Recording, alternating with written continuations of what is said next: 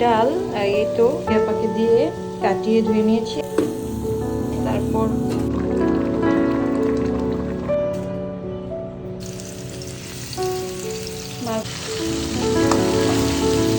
হয়ে গেছে আমার মাছ তরকারি।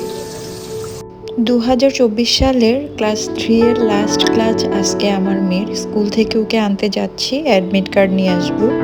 আস্তে আস্তে কিছু পরোটা নিয়ে আসলাম, কাল মেজবানি মাংস দিয়ে নাস্তা হবে, তো নাস্তা করে আর দেরি না করে চলে আসলাম। আসসালামু আলাইকুম এভরিওয়ান, কি অবস্থা সবার? এই তো রুই মাছ ভুনা করব, সব কিছু ম্যারিনেট করে নিয়েছি। এগুলো একটু হালকা ভাজা দিয়ে নিব। আপনারা কে কে রুই মাছ ভেজে রান্না করেন আর কে কে রুই মাছ কাঁচা রান্না করেন? কাঁচা কেউ রান্না করেন?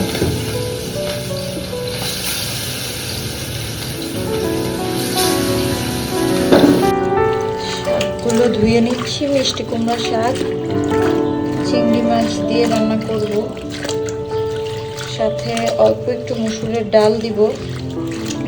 সাথে থাকুন। এগুলো আজকে রান্না করব, সবার জন্য এক পিস এক পিস। আর এগুলো একটা করবো, এগুলো ভাজা খাওয়ার জন্য, শুধুমাত্র পেটের এগুলো। মাথা লেজ এখানে নিয়ে নিয়েছি। মাছগুলো সব দিয়ে একটু লাল লাল করে ভেজে নেব। মাছের পেঁয়াজা করব। আরেক চুলা আমি ভাতের চাল বসিয়ে দিব।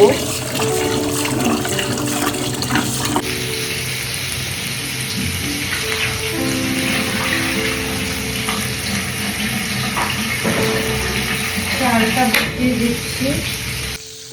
তো এখানে আমি মাছগুলো একটু উল্টে দিচ্ছিলাম। মাছগুলো ভাজতে ভাজতে আপনাদের সাথে একটু কিছু কথা শেয়ার করি। যখন আমার মন অনেক বেশি খারাপ থাকে তখন আমি কি করি জানেন? অনেক বেশি নিজেকে কাজে ব্যস্ত রাখি, তাহলে আর মন খারাপ হওয়ার কোনো সুযোগই পায় না। আর যত দিন আর যাচ্ছে, মানে মন থেকে আনন্দ সব কোথায় হারিয়ে যাচ্ছে, একদম নিরানন্দ হয়ে যাচ্ছি।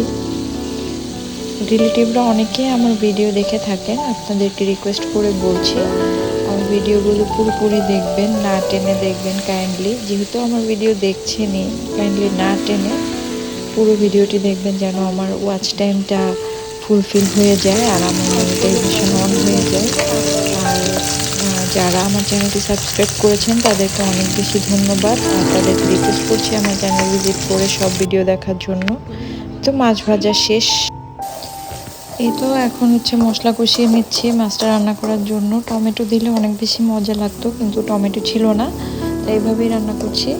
আজকেও ইন্ডিয়ান পেঁয়াজ দিয়ে রান্না করতে ভালো লাগে না, আমি লাল লাল করে কষিয়ে নিয়েছি। এখানে আসলে আমাদের বাসার মানুষ অনুযায়ী মাছের পিস বেশিই আছে।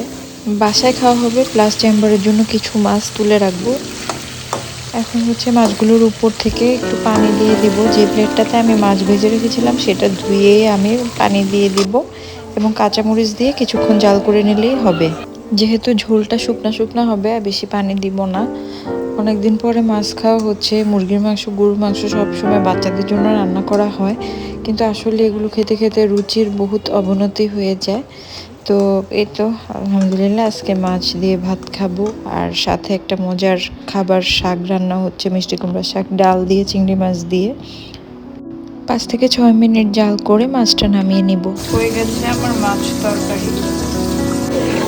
এখানে আমি মসুরের ডাল এই তো সুন্দর করে কষিয়ে নিয়েছি, সাথে কিছু চিংড়ি মাছ দিয়ে দিয়েছি। আমার শ্বশুর বাড়ির মানুষজন এরকম শাকের সাথে ডাল খায়, বাট আমাদের এদিকে খায় না। মাছ দিয়ে রান্না করে, যেমন চিংড়ি মাছ, কই মাছ, এই টাইপের মাছ শুধু দিয়ে কষিয়ে রান্না করে। বাট ফেনী, নোয়াখালীর এই সাইডের মানুষ শাকের সাথে এরকম ডাল খায়, আর আমারও অনেক মজা লাগে। আসলে আমি শিখে গেছি রান্নাগুলো, তো আপনারা সাথে থাকুন এবং দেখুন আমি কিভাবে করছি। তো এই তো ডালটা কষিয়ে নিয়েছি, এখন এর মধ্যে ধুয়ে রাখা মিষ্টি কুমড়া শাকগুলো দিয়ে দিব। এখানে আমি অনেকগুলো শাক রুবি আপাকে দিয়ে কাটিয়ে ধুয়ে নিয়েছি। এখন এখান থেকে অল্প অল্প করে শাকগুলো দিয়ে দিব। শাকগুলো, যত শীত আসছে শাক খেতে এত ভালো লাগছে, মাশাআল্লাহ মাশাআল্লাহ। এবার শাকগুলোকে নিচ থেকে আমি হালকা করে একটা নাড়া দিয়ে দিচ্ছি। তারপর শাকগুলো একটু নরম হয়ে আসলে ভালো করে নাড়াবো, হালকা করে একটু নাড়া দিয়ে দিচ্ছি যেন ডালগুলো নিচ থেকে না লেগে যায়। মাশাআল্লাহ, শাকটা দেখতেই অনেক লোভনীয় লাগছে। আর এই দেখুন কষানোর মধ্যেই কেমন সিদ্ধ হয়ে গেছে। আমি এরকম সবুজ সবুজই শাক রান্না করতে পছন্দ করি। ডাল, আলু, চিংড়ি মাছ সব কিছু মিলে খুব সুন্দর হয়েছে রান্নাটা, মাশাআল্লাহ।